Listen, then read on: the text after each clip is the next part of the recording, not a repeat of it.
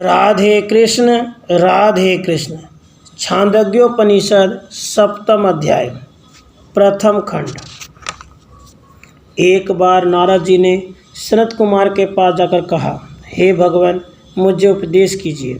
सनत कुमार ने कहा, तुम जो जानते हो उसको बतलाओ, तो मैं तुमको उससे आगे का ज्ञान कहूँगा। हे भगवान, मैं ऋग्वेद, यजुर्वेद, अथर्वण, इतिहास, पुराण, वेदों का वेद व्याकरण, श्राद्ध कल्प, गणित, उत्पाद विद्या, निधि शास्त्र, तर्कशास्त्र, नीति शास्त्र, निरुक्त, वेद विद्या, भूत तंत्र, धनुर्वेद, ज्योतिष, सर्प देवजन विद्या, गंधधरण, नृत्य, गीत, वाद्य, इन सबको जानता हूँ। हे भगवान, मैं कर्मवेता हूँ, आत्मा के संबंध में नहीं जानता। पर मैंने आप जैसे महाज्ञानियों से सुना है कि आत्मज्ञानी मन के परिताप को पार कर लेता है। मैं आत्मज्ञान के अभाव में शोक करता रहता हूँ। हे भगवान, मुझे उस शोक सागर से पार कीजिए। सनत कुमार ने कहा, तुम जो कुछ जानते हो वह सब नाम ही है। ऋग्वेद नाम है, इसी प्रकार यजुर्वेद, सामवेद, अथर्वण, इतिहास, पुराण, व्याकरण, श्रद्धाकल्प, गणित, उत्पाद विद्या, निधि शास्त्र, तर्कशास्त्र, निरुक्त वेद विद्या, भूत तंत्र, धनुर्वेद, ज्योतिष, सर्पदेव तथा मनुष्य की विद्या, ये सब नाम ही है। इसलिए तुम नाम की उपासना करो। वह जो नाम की ब्रह्म रूप में उपासना करता है, उसकी जहाँ तक नाम वहाँ तक इच्छा अनुसार गति होती है। तब नारद जी ने प्रार्थना की, भगवान, क्या नाम से कुछ अधिक है? सनत कुमार ने कहा, हाँ, नाम से भी अधिक है। नारद जी ने कहा, हे भगवान, मुझे वही बतलाइए। द्वितीय खंड। वाणी नाम से अधिक है।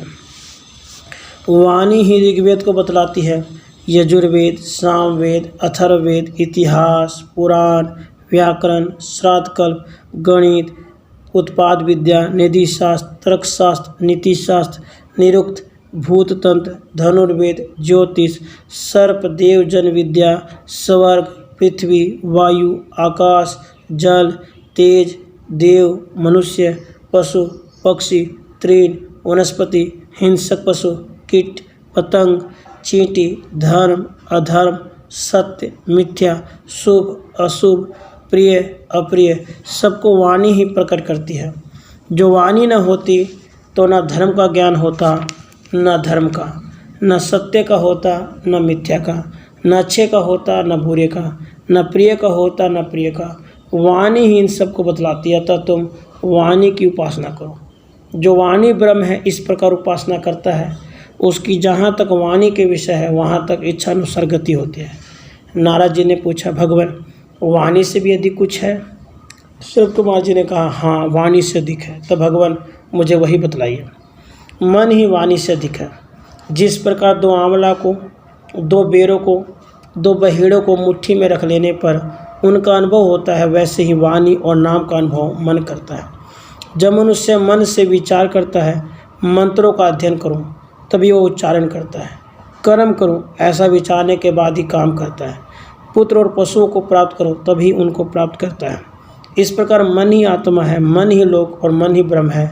तो मन की उपासना करो। जो मन की ब्रह्म रूप में उपासना करता है, उसकी जहाँ तक मन का विषय है वहाँ तक यथेच गति होती है। हे भगवान, मन से अधिक कुछ और है? हाँ, मन से भी अधिक है। भगवान, मुझे उसी का उपदेश दीजिए। चतुर्थ खंड। संकल्प ही मन से अधिक है। जब संकल्प करता है तब मन इच्छा करता है, फिर वाणी को प्रेरणा करता है, वाणी नाम को प्रेरणा करती है, नाम में मंत्र एक रूप हो जाते हैं और मंत्रों से कर्मों का अंतर्भाव होता है। पहले जो मन, वाणी आदि बतलाए हैं वे संकल्प रूप, संकल्प में और संकल्प में स्थित है। स्वर्ग और पृथ्वी संकल्प करने वाले मालूम होते हैं। वायु और आकाश संकल्प वाले हैं। जल और तेज संकल्प करने वाले हैं। इनके संकल्प से प्राण समर्थ होते हैं। वृष्टि के संकल्प से अन्न समर्थ होता है। अन्न के संकल्प से प्राण समर्थ होते हैं। कर्मों के संकल्प से फल समर्थ होता है। फल के संकल्प से सब जगत समर्थ होता है। इस प्रकार संकल्प श्रेष्ठ है। तुम संकल्प की उपासना करो। जो संकल्प की ब्रह्म रूप से उपासना करता है वह ध्रुव, नित्य भोग सामग्री, त्रास से रहित, लोकों की व्यथा रहित होकर प्राप्त करता है। जहाँ तक संकल्प के विषय है वहाँ तक उसकी इच्छा अनुसार गति होती है। नारद जी ने पूछा, हे भगवान, संकल्प से अधिक कुछ है? सनत कुमार जी बोले, हाँ, संकल्प से ही बढ़कर है। तब मुझे वही बतलाइए। पंचम खंड। चित्त ही संकल्प से ऊंचा है। जब मनुष्य चैतन्य होता है तभी वह संकल्प करता है, फिर इच्छा करता है, वाणी की प्रेरणा करता है, नाम की प्रेरणा करता है। नाम मंत्र के रूप में एक हो जाते हैं और मंत्रों से कर्म का अंतर्भाव होता है। ये समस्त संकल्प से कर्म तक चित्त में लय होने वाले, चित्त में उत्पन्न होने वाले, चित्त में स्थित होने वाले, चित्त से उत्पन्न होने वाले, चित्त में स्थित होने वाले होते हैं। इसलिए यदि कोई विद्वान कहे पर अचित, तो यही लोग कहते हैं कि यह कुछ नहीं है। जो इसने कुछ सुना होता, जो यह विद्वान होता, तो ऐसा उचित न हो। पर जो थोड़ा जानने वाला भी चित्तवान होता है तो वे उसकी बात सुनना चाहते हैं। इस प्रकार चित्त ही संकल्प आदि की उत्पत्ति स्थान है और तुम चित्त की उपासना करो।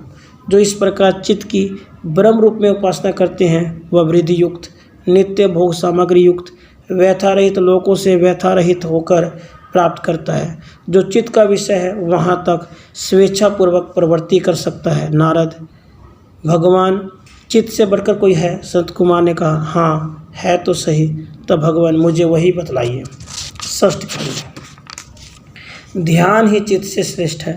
पृथ्वी मानो ध्यान करती हो, अंतरिक्ष मानो ध्यान करता हो, स्वर्ग मानो ध्यान करता हो, जल मानो ध्यान करता हो, पर्वत मानो ध्यान करते हो, ऐसा जान पड़ता है। देवों के समान मनुष्य भी ध्यान करते जान पड़ते हैं। इसलिए जो इस लोक में महत्व को पाते हैं वे ध्यान के बल पर ही वैसे हो जाते हैं। जो क्षुद्र होते हैं वे कलह करने वाले, चुगली खाने वाले, परदोष कहने वाले होते हैं। जो प्रभुता वाले हैं वे ध्यान के बल से ही वैसे होते हैं। इससे तुम ध्यान की उपासना करो। जो कोई ध्यान की ब्रह्म रूप में उपासना करता है, जहाँ तक ध्यान का विषय है वहाँ तक इच्छा अनुसार उसकी गति होती है। नारद जी कहने लगे, भगवान, ध्यान से भी बढ़कर कुछ है? सनत कुमार बोले, हाँ, उससे भी बढ़कर है, तो मुझे उसी का उपदेश दीजिए। सप्तम खंड। विज्ञान ध्यान से अधिक है। ऋग्वेद, यजुर्वेद, सामवेद, अथर्वण, इतिहास, पुराण, व्याकरण, श्राद्ध, कल्प, गणित, उत्पात, विद्या, निधि शास्त्र, तर्कशास्त्र, नीतिशास्त्र, निरुक्त, वेद विद्या, भूत तंत्र, धनुर्वेद, ज्योतिष, सर्पदेवजन विद्या, स्वर्ग, पृथ्वी, वायु, आकाश, जल, तेज, मनुष्य, पशु, पक्षी, तृण, वनस्पति, हिंसक पशु, कीट पतंग, कीड़े, धर्म, अधर्म, सत्य, मिथ्या, श्रेष्ठ, हीन, प्रिय, अप्रिय, अन्न, रस, यह लोक और परलोक सबको विज्ञान से ही जाना जाता है। तुम विज्ञान की उपासना करो। जो विज्ञान की ब्रह्म रूप में उपासना करते हैं वह प्रसिद्ध विज्ञान और ज्ञान वाले लोगों को प्राप्त करता है। जहाँ तक विज्ञान का विषय है वहाँ उसकी इच्छा अनुसार गति होती है। नारद जी ने पूछा, क्या इससे बढ़कर भी कुछ है? हाँ, इससे ही बढ़कर है। तो हे भगवान, मुझे उसी का उपदेश करो। अष्टम खंड। बल ही विज्ञान से अधिक है, क्योंकि 100 विज्ञानियों को एक बल युक्त कंपा देता है। पुरुष जब बलवान होता है तभी उठने वाला होता है। जब उठना है तो सेवा करने वाला होता है। सेवा करने वाला होता है तो समीप जाने वाला होता है। समीप जाने से दर्शन करने वाला होता है।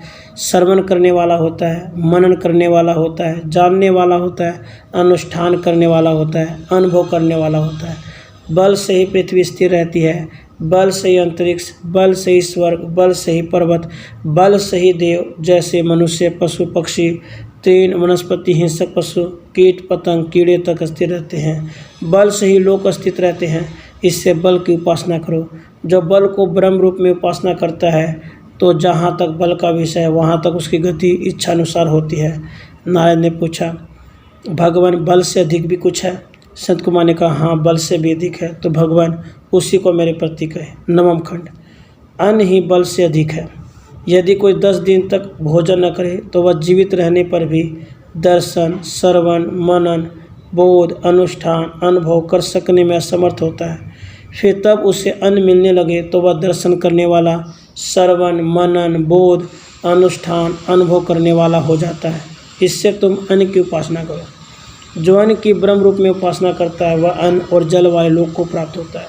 जितना अन्न का विषय है वह सब में वह इच्छा अनुसार प्रवृत्त होता है। नारद ने पूछा, हे भगवान, अन्न से भी श्रेष्ठ कुछ है? हाँ, उससे बढ़कर है। हे भगवान, मुझे उसका उपदेश करें। 10वां खंड। जल ही अन्न की अपेक्षा श्रेष्ठ है। इसी से जब अच्छी वृष्टि नहीं होती तो प्राण यह सोचकर दुखी होता है कि अन्न थोड़ा होगा, और जब अच्छी वृष्टि होगी तो प्राण यह सोचकर खुश होता है कि बहुत शान होगा। जल ही मूर्तिमान पृथ्वी, अंतरिक्ष, स्वर्ग, पर्वत, देव, मनुष्य, पशु, पक्षी, तृण, वनस्पति, हिंसक पशु, कीट पतंग, कीड़ा मकोड़ा, ये सब मूर्तिमान जल ही है।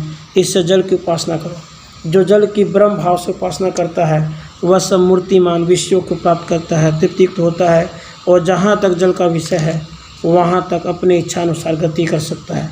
नारद ने पूछा, भगवान, जल से उत्कृष्ट कुछ है? सनत कुमार ने कहा, हाँ, जल से भी श्रेष्ठ है। तो भगवान, मुझे उसी को बतलाएं। 11वां खंड। तेज ही जल की अपेक्षा श्रेष्ठ है।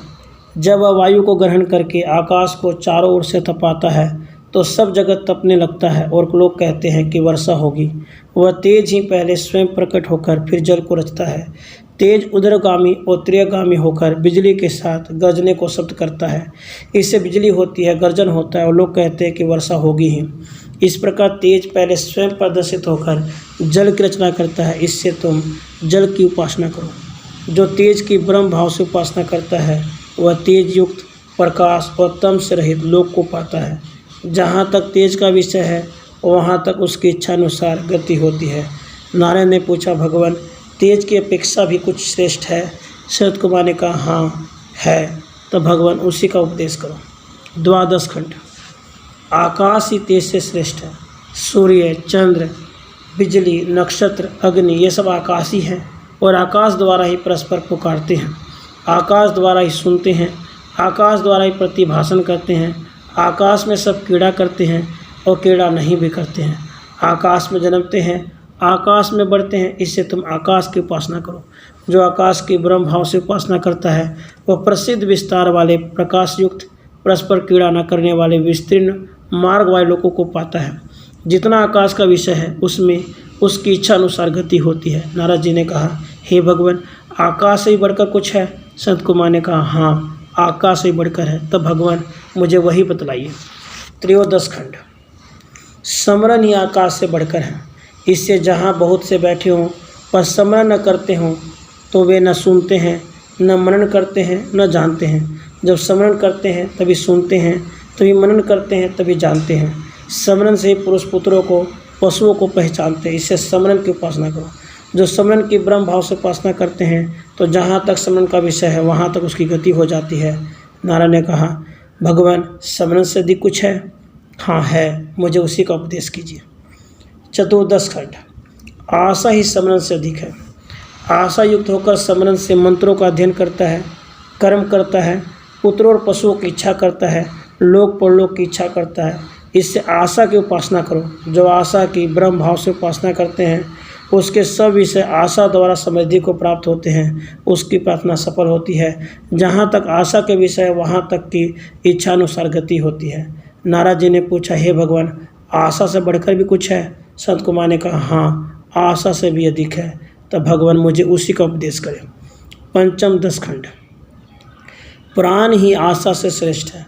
जिस प्रकार रथ के पहिए की नाभि में अरे स्थित होते हैं उसी प्रकार प्राण में समस्त जगत स्थित है। प्राण द्वारा ही गमन करता है। प्राण ही प्राण को दान करता है। प्राण ही देता है। प्राण ही पिता, प्राण ही माता, प्राण भाई, प्राण बहन, प्राण आचार्य, प्राण ही ब्राह्मण है।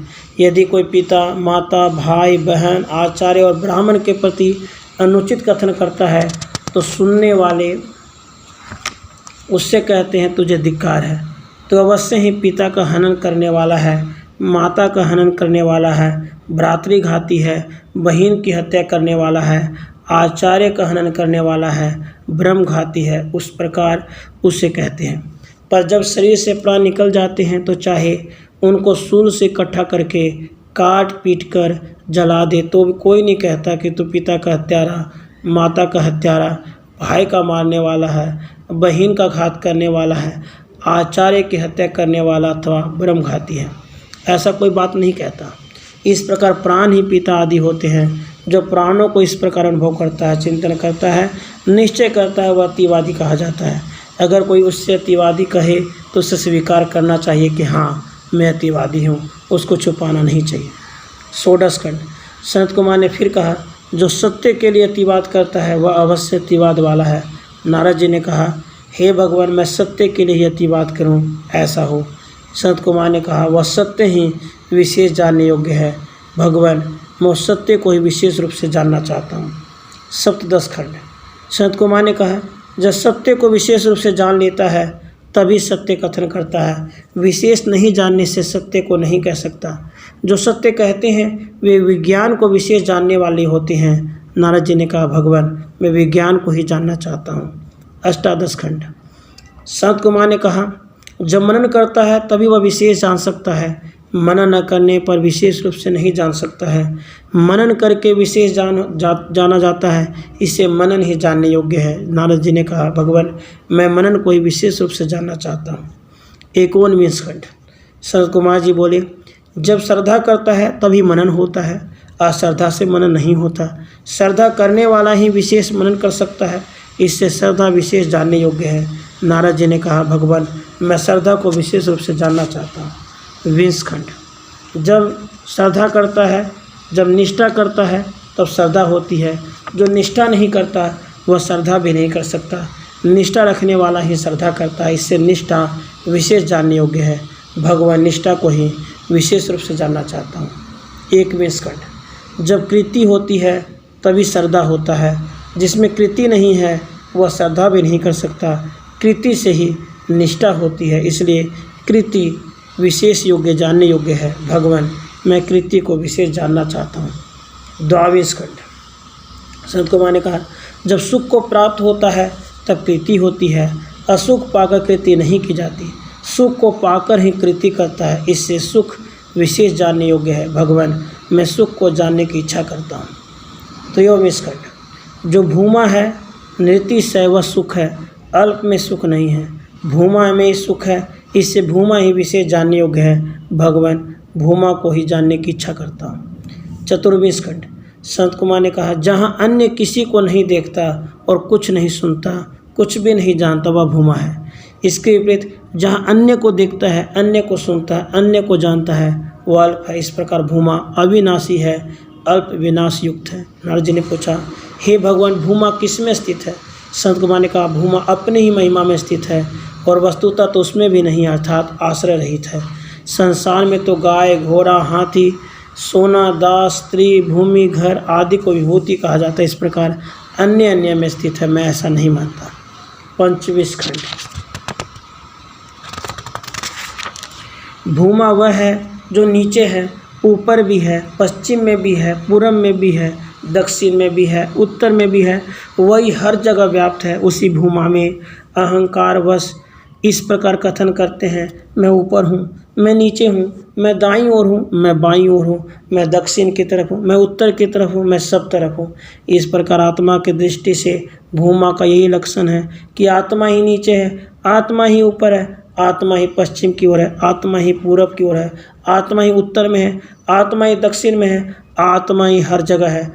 जो ज्ञानी पुरुष आत्मा को इस प्रकार देखता है, मनन करता है, वह आत्मा में ही रमन करने वाला, आत्मा में ही क्रीड़ा करने वाला, आत्म मिथुन वाला, आत्मा रूप आनंद वाला होता है। यह सम्राट अपने राज्य का स्वामी आप होता है और सब लोगों में उसकी यथेच्छ गति होती है।